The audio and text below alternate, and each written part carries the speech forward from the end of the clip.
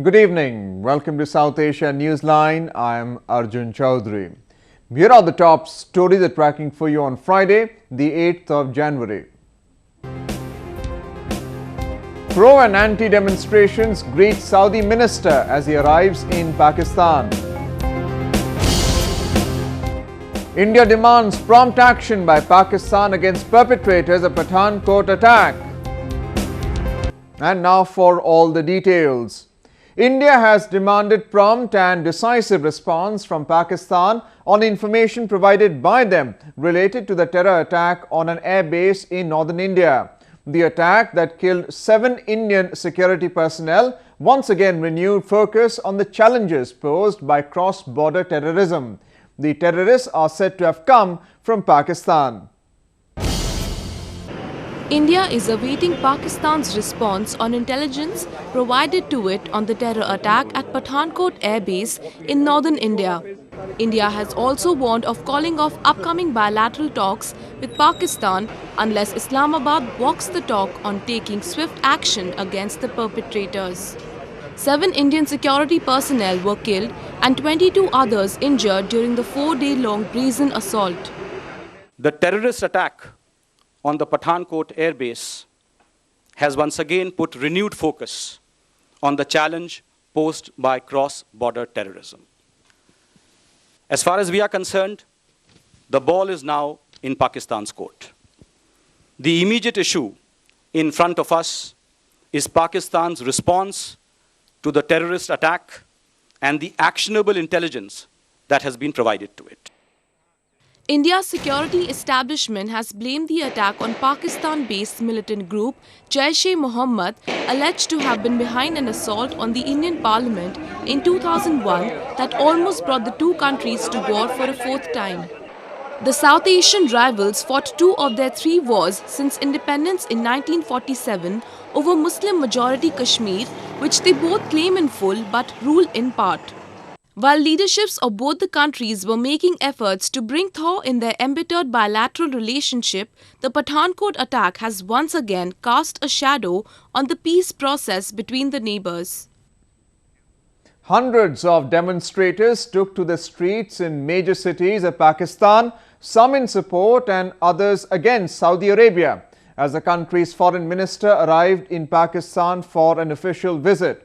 Saudi Arabia's execution of a prominent Shi'ite cleric last week infuriated the Shi'ite population in Pakistan as well as in other Muslim-dominated countries.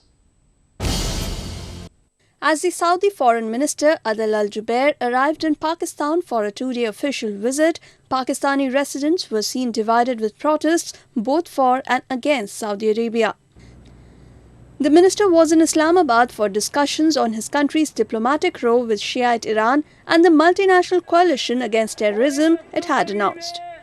Saudi Arabia's execution of prominent Shi'ite cleric Nimr al-Nimr had last week inflamed tension across the Middle East and infuriated Iran, Riyadh's main rival in the region. In capital Islamabad and the port city of Karachi, Sunni supporters held rallies to show support for Saudi Arabia. जो लोग एहतजाज कर रहे हैं मैं समझता हूँ कि ये उनके अंदरूनी मामलात में मुदाखलत है, उनको इसका कोई हक हासिल नहीं है। सऊदी अरब को अपने कानून के मुताबिक अमल करना चाहिए।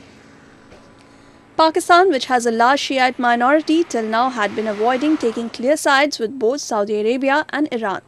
But it affirmed on Thursday its support to Saudi Arabia upon the minister's arrival. People of Pakistan held the Kingdom of Saudi Arabia in high esteem and also had deep respect for the custodian of the 2 holy mosques. They will always stand shoulder to shoulder with the people of Saudi Arabia against any threat to its territorial integrity and sovereignty, Pakistan Prime Minister Nawaz Sharif told the foreign minister while assuring him of Pakistan's unconditional support.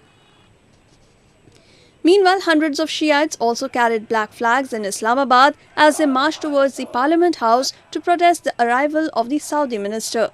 नाम नेहाद वज़ीर ख़ारिजा आया है सऊदीया का, वो भी इन हालात में इतने बड़ी दहशतगर्दी और बर्बरियत करने के बाद जो आया है उसकी हम मजम्मत करते हैं और यही तवक्को रखते हैं कि इंशाअल्लाह हमारे हुक्मरान पाकिस्तान के अवाम के दिलों की तर्जमानी करेंगे और कभी भी इस वतन अजीज को, मुल्क को, पाक फौज को इस फिरकावारियत की आग में नहीं झोंकेंगे। In view of the growing tension between Saudi Arabia and Iran after the execution of the cleric and 46 others, touted as the biggest mass execution for decades, the international community has urged both the countries to observe restraint. Moving on to news from India. The Delhi police on Friday announced that it had arrested a teacher from a madrasa or Muslim seminary in southern Bengaluru city for allegedly having links with the Al-Qaeda in the Indian subcontinent, or AQIS. The man, Saeed Anzar Shah, has been sent to police custody till January 20. Police said Shah was suspected to have met members of the Al-Qaeda's module for India subcontinent and was also suspected of helping militants based in Bangladesh. The new wing, Al-Qaeda in the Indian subcontinent, is termed by Al-Qaeda leaders as a glad tiding for Muslims in Burma, Bangladesh, Assam, Gujarat, Ahmedabad and Kashmir that would rescue Muslims living there from injustice and oppression. Moving on, members of a major Pakistani Islamist group voiced their dissent and anguish over the Bangladesh Supreme Court's order to uphold the death penalty of a top Islamist party leader in the country. On Wednesday, Bangladesh's apex court upheld the death penalty of Motihur Rahman Nizami for crimes against humanity committed during the country's 1971 War of Liberation. Dozens of protesters belonging to Islami Jamiat Talaba, the student faction of major Islamic party Jamaat-e-Islami in Pakistan, came out on the streets of Islamabad and marked their protest against the execution of opposition politicians in Bangladesh. The protesters demanded justice for Motihur Rahman Nizami, chief of Jamaat-e-Islami in Bangladesh, who will be facing gallows within months unless the Bangladesh Supreme Court reviews his case again or he is granted clemency by the president. They also protested against the recent executions of Jamaat-e-Islami leader Ali Ehsan Muhammad Mujahid and Bangladesh Nationalist Party leader Salahuddin Qadir Chaudhry. They also demanded the Pakistani government to take the matter to the International Court of Justice and the United Nations Organization. निज़ामी साहब को जो फांसी दी गई है, देखें कि निज़ामी साहब एक उनके बुजुर्ग हैं और वो जमात इस्लामी के भी वहाँ पर रहनुमा, इस्लामी जमीयत तलबा के वो जिम्मेदार रहे हैं और उनको एक जो है ना ऐसे ट्रायल से गुजारा गया है कि सुनने का मौका नहीं दिया गया और उसके ऊपर जो है ना ऐसे इल्ज़ामात लगाए, बेहुदा इल्ज़ामात लगाए गए। तो हम इसकी पहले तो मैं भरपूर मजम्मत करता हूं और उसके बाद ये कहता हूं कि इसको मौखर नहीं बल्कि इसको मुलतवी नहीं बल्कि इसको कैंसिल करार दिया जाए और आलमी अदालत, पाकिस्तान इसको आलमी अदालत में ले जाए और वहां पर इसका शफाफ ट्रायल किया जाए। Nizami, who served as a minister during the rule of opposition leader Khalida Zia, was sentenced to death by the International Crimes Tribunal in 2014 for charges including planning and conspiring mass killings, murders, rapes and looting at different villages during Bangladesh Liberation War in 1971. Pakistan and Afghanistan will synchronize their polio campaigns as the countries decided to make collective strategies for the eradication of the polio virus. Polio campaigns will be started on the same day on both sides of the border on January 11 to ensure children are vaccinated even if he or she is traveling. The teams will monitor nomadic movement across the border and strengthen transit vaccination over the next 5 months.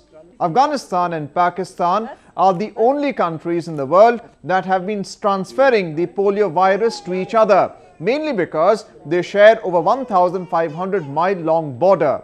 The inability to control the deadly virus in these two countries is attributed to a flawed immunization program and threats to polio volunteers and parents by militant groups. In India, it was the battle in the skies as kite flyers got into action to outdo one another. With hundreds of kites dotting the skyline, the fun-filled kite festival pulled a huge crowd.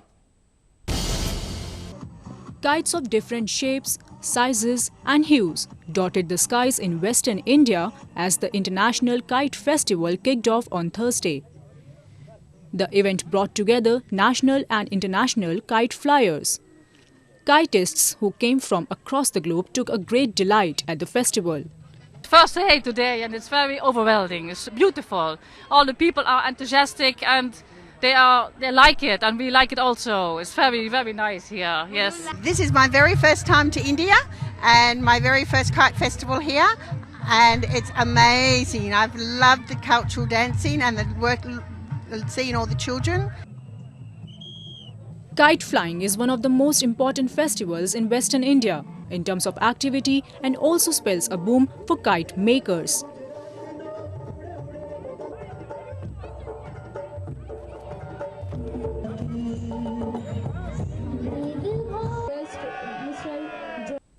Well, that's the way it was in South Asia this evening. Before we conclude, the top stories once again.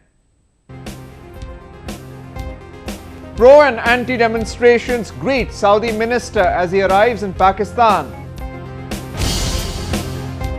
India demands prompt action by Pakistan against perpetrators of Pathankot attack.